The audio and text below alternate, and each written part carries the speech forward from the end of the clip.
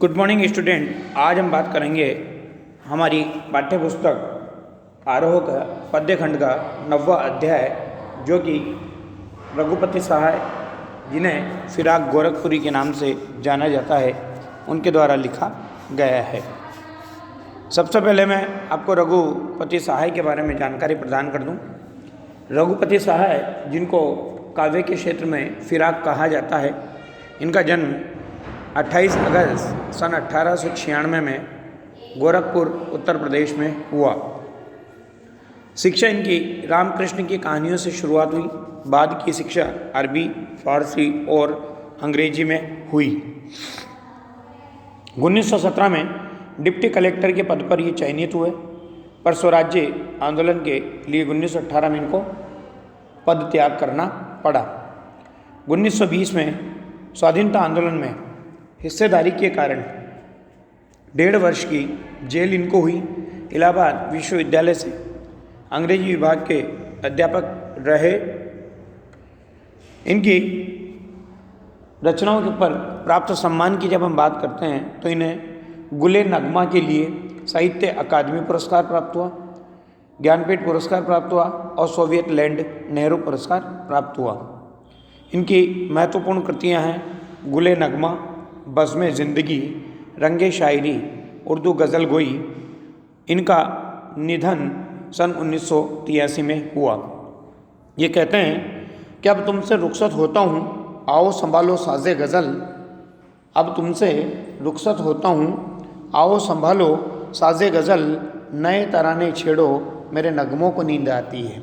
नए तराने छेड़ो, मेरे नगमों को नींद आती है। मतलब ये विदा की बात कर रहे हैं और ये कह रहे हैं कि जिस पद्धति को, जिस गज़ल को मैंने स्वीकार किया, आगे बढ़ाया, उसे अब तुम संभालो और नए तराने इसमें प्रस्तुत करो, नए तरीके से इनको लिखो, क्योंकि मेरे नगमों को तो अब नींद आने लगी है। अर्थात मेरे नगमों का अब मेरे साथ अस्तित्व मिटता जा रहा है।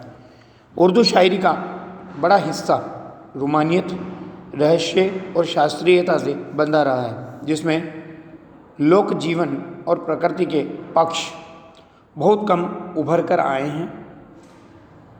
जब हम उर्दू साहित्य की बात करते हैं तो नज़ीर अकबराबादी, इल्ताफ़ हुसैन हाली जैसे जिन कुछ शायरों ने इस रिवायत को तोड़ा है, रिवायत अर्थात परंपरा को तोड़ा है, उनमें एक प्रमुख नाम फिराक गोरखपुरी का भी है। फिराक ने परंपरागत भावबोध और शब्द भंडार का उपयोग करते हुए उसे नई भाषा और नए विषयों से जोड़ा। उनके यहाँ सामाजिक दुख दर्द व्यक्तिगत अनुभूति बनकर शायरी में ढला है।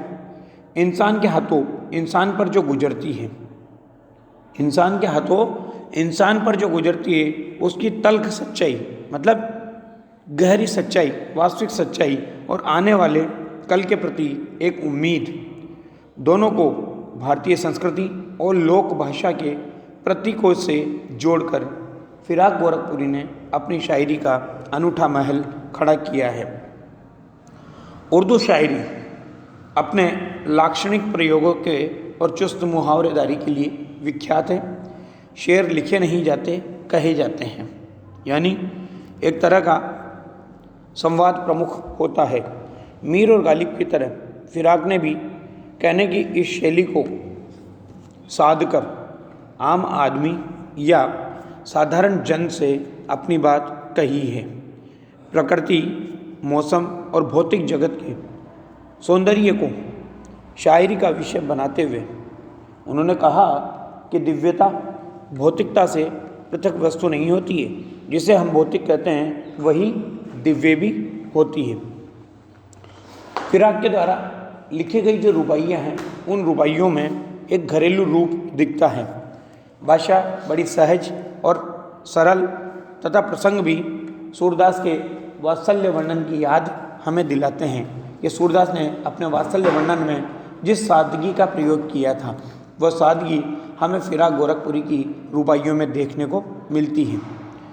मुझे चांद चाहिए, मैयारी में चंद्र खिलौना ले हो, जैसे बिंब आज भी उन बच्चों के लिए मन लुभावन खिलौना है जो वातानुकूलित कमरों में बंद नहीं रहते, वातानुकूलित अर्थात एसी कमरों में बंद नहीं रहते, उन बच्चों के लिए आज भी ये बिंब एक मनलुभावन खिलौना है।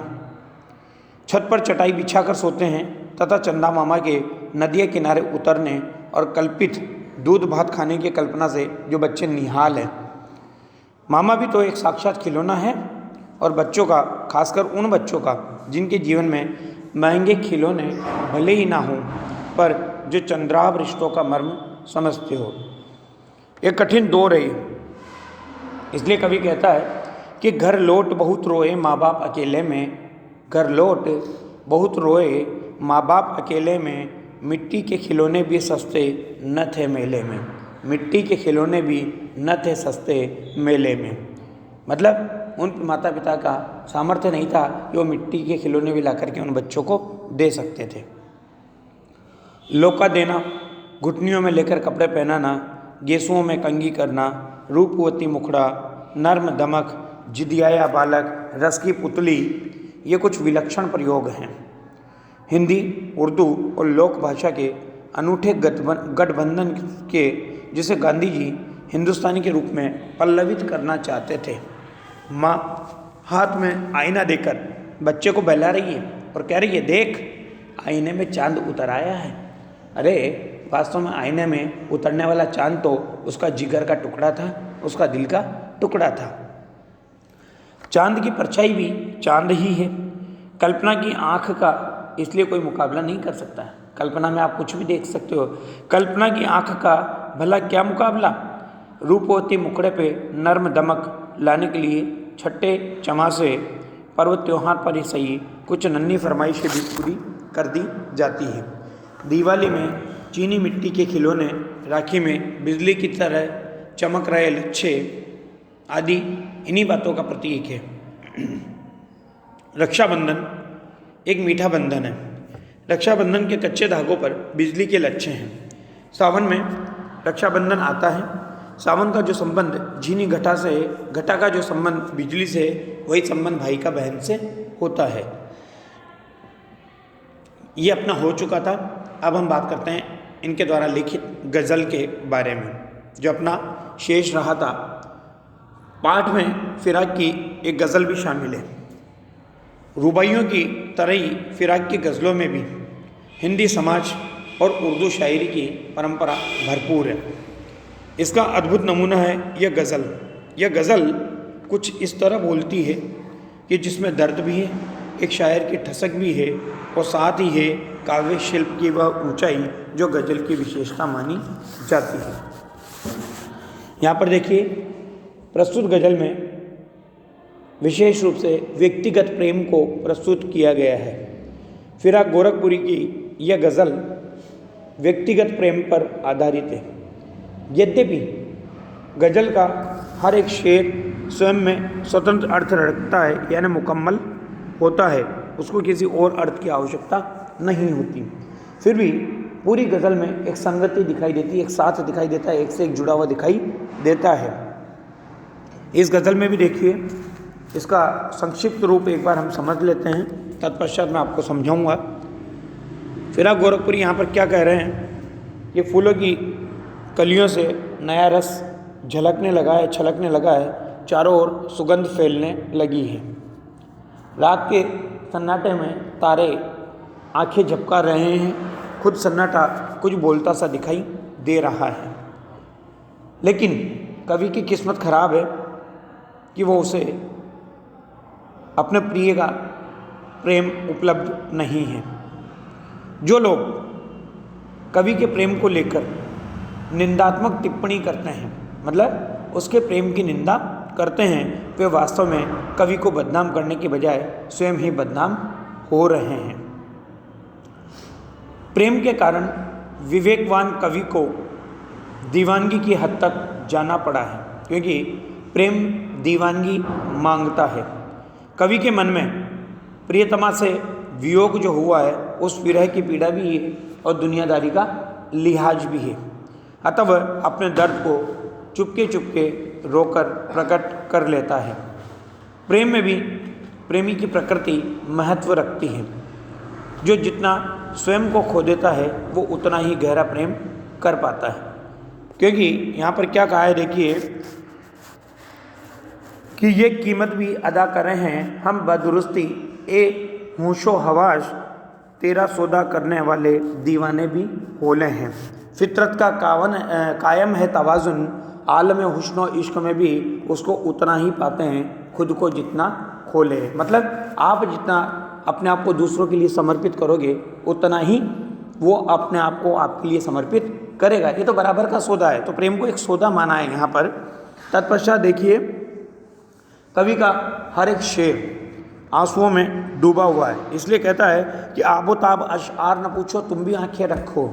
मतलब मेरे शेरों की चमक दमक पर मत जाओ, क्योंकि दुनिया की चमक दमक के बीच उनकी शायरी जो है वो उनकी विरह वेदना को प्रकट कर रही है और उसको महसूस करना हमें ज़रूरी है। रात के सूनेपन में जब फरिश्ते देवदूत गुनाहों का लेखा जोखा देख रहे होते हैं तब कवि को शराब की महफिल में बैठकर अपनी प्रेमिका की याद आती है। फिराक को इस बात का आज भी गर्व है कि उसकी गज़लों में मीर का प्रभाव बोलता हुआ दिखाई देता है। मीर हमारे यहाँ उर्दू के एक बहुत प्रसिद्ध गज़लकार रहे हैं मीर तकी मीर, जिनकी गज़लों का प्रभाव आज भी फिराक की गज़लों में हमें दिखाई देता है। हम बात कर रहे थे फिराक गोरखपुरी के द्वारा लिखी हुई गज़ल की। देखिए गोरखपुरी साहब क्या कहते हैं कि नौरस गुंचे पंखुड़ियों की नाजुक गिरह खोले हैं या उड़ जाने को रंगोबू गुलशन में पर तोले हैं। पहले मैं आपको मीनिंग समझा दूँ। नौरस अर्थात नया रस, गुंचे यानी कलियाँ, नाजुक यानी कोमल, गिरह यानी गांठे, रंगोबू रंग और गंध, गुलशन यानी बाग बगीचा, पर तोलना यानी पंख फैलाकर उड़ना।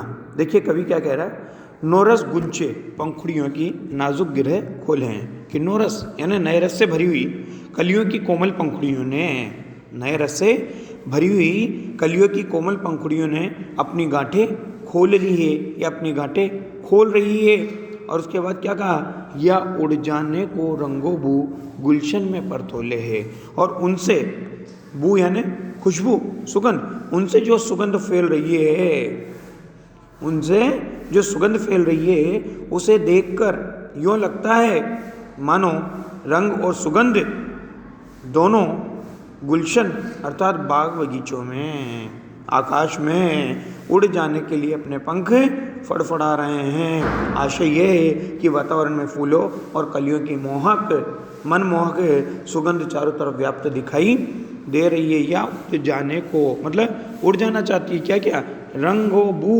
मतलब रंग और सुगंध गुलशन में यानी बाग बगीचों में, पर तोले यानी पंख फैलाकर उड़ना चाहती है। क्या क्या चीज़, रंग और खुशबू। तो क्या कहा कवि ने कि नए रस से भरी हुई कलियों ने अपनी नए रस से भरी हुई कलियों की कोमल पंखुड़ियों ने अपनी गांठें खोल ली हैं, खोल रही है, और उनसे जो सुगंध फैल रही है उसे देखकर यूँ लगता है कि मानो रंग और सुगंध दोनों आकाश में उड़ जाने के लिए अपने पंख फड़फड़ा रहे हैं। आशय यह है कि वातावरण में फूलों और कलियों की मनमोहक सुगंध व्याप्त दिखाई दे रही है। नौरस का अर्थ है यहाँ पर नया रस, कलियों में नया रस भरा आया है।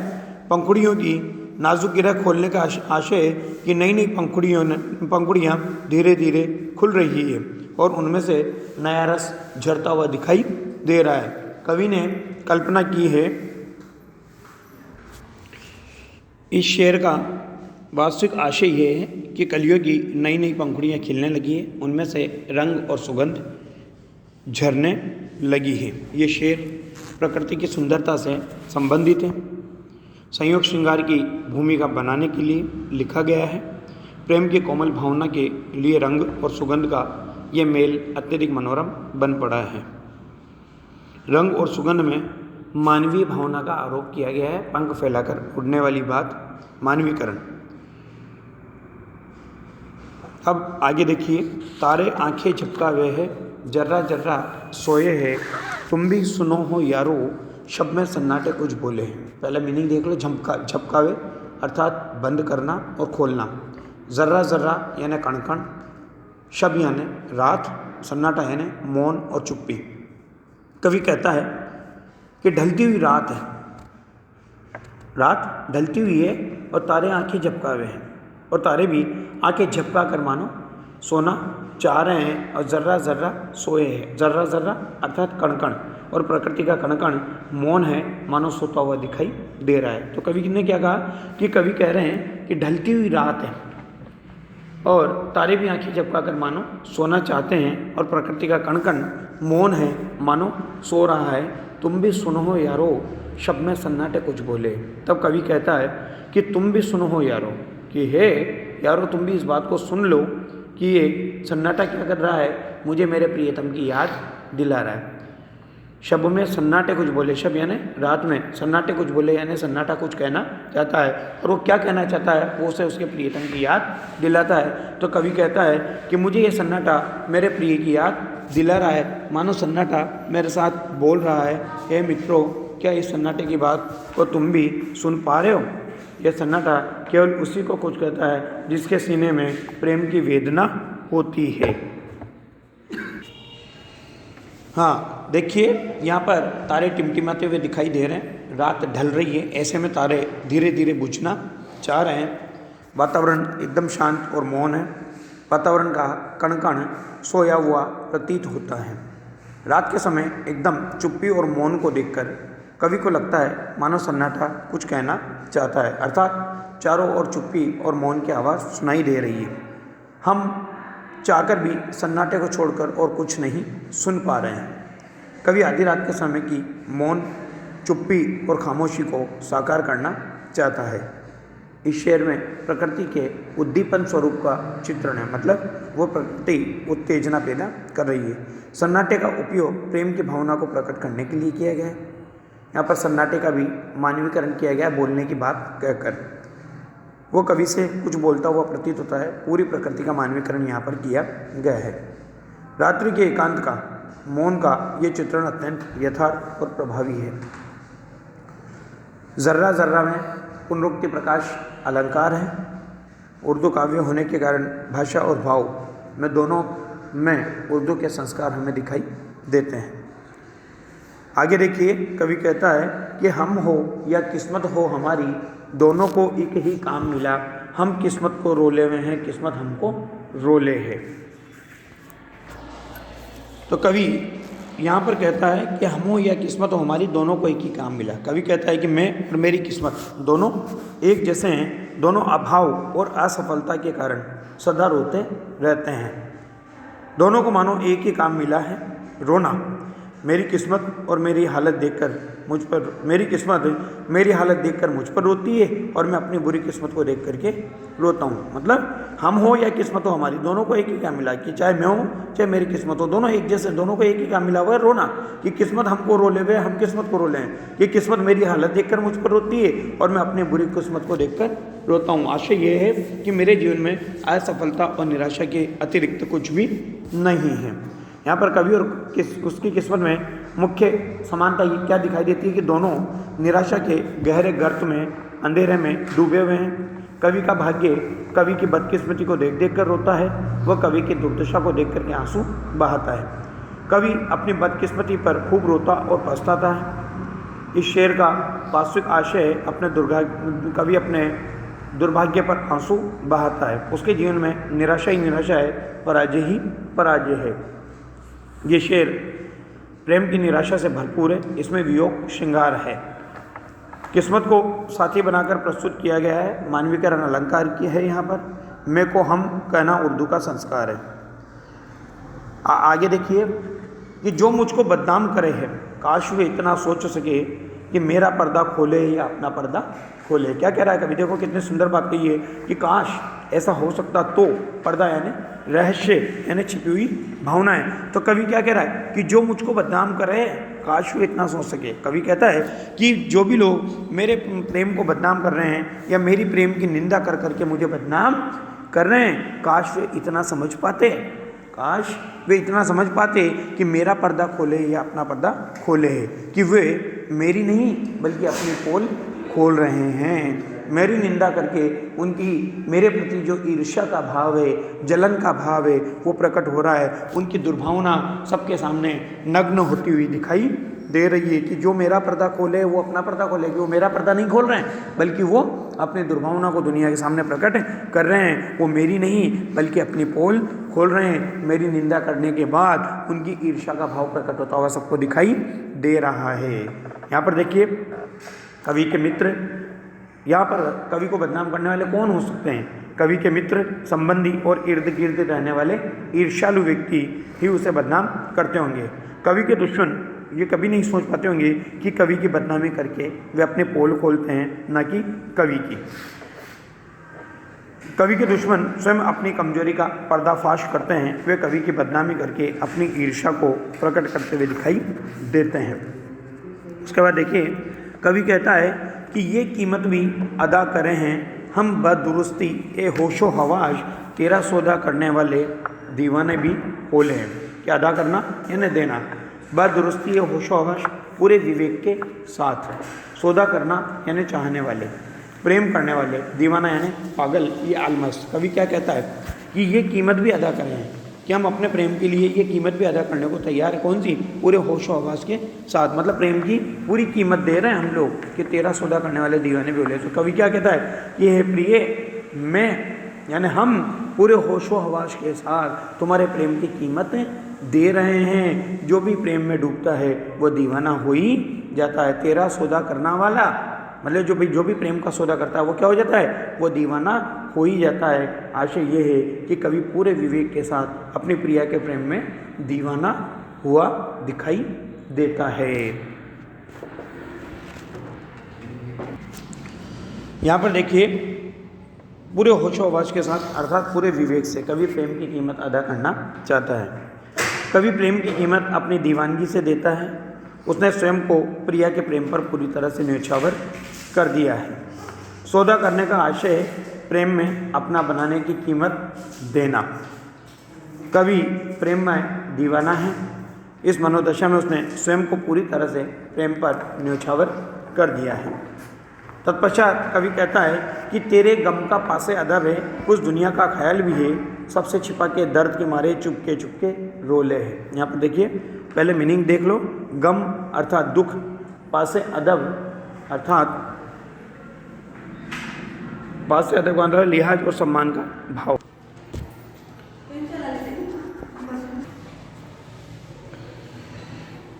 गम अर्थात दुख, पासे अदब अर्थात लिहाज या सम्मान का भाव, ख्याल यानी चिंता, ध्यान, फिक्र। यहाँ पर देखिए प्रेमी कवि अपनी प्रेमिका को कहता है कि हे प्रिय, मेरे मन में तेरे दुखों के प्रति पूरा सम्मान है। तेरे गम का यानी तेरे दुखों के प्रति पासे अदब यानी सम्मान का भाव है कि मेरे मन में तेरे दुखों के प्रति पूरा सम्मान का भाव है। कुछ दुनिया का ख्याल भी है, मुझे तेरा पूरा लिहाज है, तेरा फिक्र है, तेरी चिंता है, परंतु साथ ही मुझे दुनियादारी की भी पूरी चिंता है। क्यों? क्योंकि दुनिया में लोगों को पता पड़े और हंसी का पात्र बने, ऐसा नहीं होना चाहिए। तो क्या कहा कि प्रेमी अपनी प्रेमिका को कहता है कि हे प्रिय, मेरे मन में तेरे दुखों के प्रति पूरा सम्मान है, मुझे तेरा पूरा लिहाज है, तेरा फिक्र है, तेरी चिंता है, परंतु साथ ही मुझे दुनियादारी की भी पूरी चिंता है। दुनिया मुझे तुम्हारे प्रेम में मग्न नहीं देख सकती, दुनिया मुझे तुम्हारे प्रेम में मग्न नहीं देख सकती। अतः मैं औरों से अपने दर्द को छुपाता हूँ और तुम्हारे प्रेम में छिप छिप कर रो लेता हूँ। कि सबसे छिपा के दर्द के मारे चुपके चुपके रो ले, इसलिए मैं क्या करता हूँ, मैं औरों से यानी सबसे अपने दर्द को छुपाता हूँ और तुम्हारे प्रेम में छिप छिप कर रो लेता हूँ। यहाँ पर देखिए कवि अपनी प्रिया की विरह वेदना के प्रति पूरी तरह गंभीर है। उसके मन में अपनी प्रिया के प्रति पूरा सम्मान और दायित्व बोध भी है कि वो बदनाम न हो। कवि संसार और प्रेम के द्वंद्व में उलझा हुआ है। एक और सांसारिक दायित्व है, दूसरी ओर निजी प्रेम की चाहत है, वो इन दोनों के बीच झूल रहा है। कवि संसार के सामने निजी प्रेम को प्रकट नहीं करना चाहता, इससे अपनों के मन को ठेस पहुँचती है, इसलिए वो उनसे छिपकर अकेले अकेले में प्रेम की वेदना को सहन कर लेता है। कवि प्रेम की मनोदशा में है, उस पर संसार की जिम्मेदारियां भी हावी है और प्रेम का कोमल एहसास भी है। इसमें तालमेल बिठाते हुए वो अपनी प्रिया के लिए छुपके छुपके रो लेता है और अपना प्रेम प्रकट करता है। तत्पश्चात देखिए कवि कहता है कि फितरत का कायम है तवाजुन, आलम हुस्न इश्क में भी उसको उतना ही पाते हैं खुद को जितना खोले हैं। फितरत यानी प्रवृत्ति, मनोवृत्ति या स्वभाव, कायम यानी स्थापित है, बना हुआ है, तवाजुन संतुलन, आलम हुस्न इश्क अर्थात इश्क, प्रेम और सौंदर्य का संसार। तो कवि क्या कहता है यहाँ पर, फितरत का कायम तवाजुन, आलम हुस्न इश्क में भी, कि कवि कहता है कि प्रेम और सौंदर्य के संसार में भी, आलम हुस्न इश्क में भी अर्थात प्रेम और सौंदर्य के संसार में भी मनुष्य की प्रवृत्ति का महत्वपूर्ण स्थान है। तो मनुष्य की प्रवृत्ति क्या है, उस प्रवृत्ति का महत्वपूर्ण स्थान है कि इस क्षेत्र में उसको उतना ही पाते हैं खुद को जितना खोलें। इस क्षेत्र में भी लेन देन का संतुलन बराबर बना रहता है कि जो मनुष्य क्या कहा कि उसको उतना ही पाते हैं खुद को जितना खोले हैं, कि जो मनुष्य स्वयं को प्रेम में जितना अधिक समर्पित कर देता है वो उतना ही प्रेम को प्राप्त करता है, वो उतना ही प्रेम को प्राप्त करता है। यहाँ स्वयं को खो देने से ही प्रेम प्राप्त होता है। कवि यहाँ पर किस फितरत की बात कर रहा है, कवि प्रकृति के मूलभूत स्वभाव की बात कर रहा है यहाँ पर, कि वो मानव प्रकृति की भी बात कर रहा है कि प्रकृति, मानव की प्रकृति का ये नियम है कि किसी चीज़ को पाने के लिए क्या करना पड़ता है, उसके बराबर का मोल हमें देना पड़ता है। खुद को खोने से अभिप्राय यहाँ पर है अपने अहम को विलीन करना या नष्ट करना, अहंकार को खोना, समर्पण करना।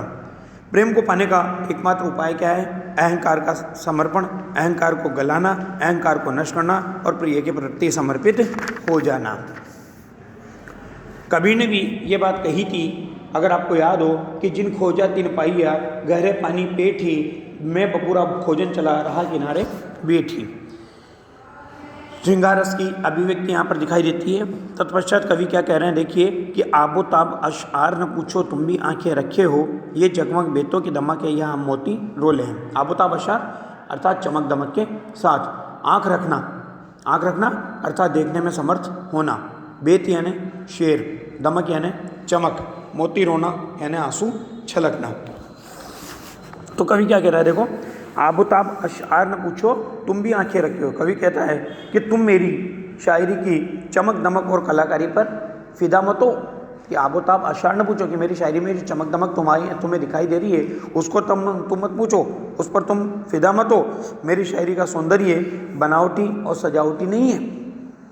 इतना तो तुम भी आंखें रखी हो, कि तुमने भी आंखें रख रखी है, अर्थात इतना तो तुम सब लोग समझ सकते हो कि मेरे शेरों में जो सौंदर्य है, ये जगमग बेतों की दमक है, या हम मोती रोले हैं। कवि क्या कह रहा है कि इतना तो सब लोग समझ सकते हो कि मेरे शेरों में जो चमक दिखाई दे रही है, जो सौंदर्य दिखाई दे रहा है, वो आँखों के आंसुओं में से निकला है, अर्थात मोती रोले हैं कि मेरी आँखों में जो आंसुओं के रूप में मोती बहते हुए दिखाई दे रहे हैं, उन आँखों के आंसुओं में से निकला हुआ सौंदर्य है। मैंने आंखों से जो अश्रु बहाए हैं उन्हीं के कारण मेरी शायरी में चमक आई है। और कवि ने आंसू किसके लिए बहाए थे, प्रेम के लिए, वियोग की पीड़ा को प्रकट करने के लिए।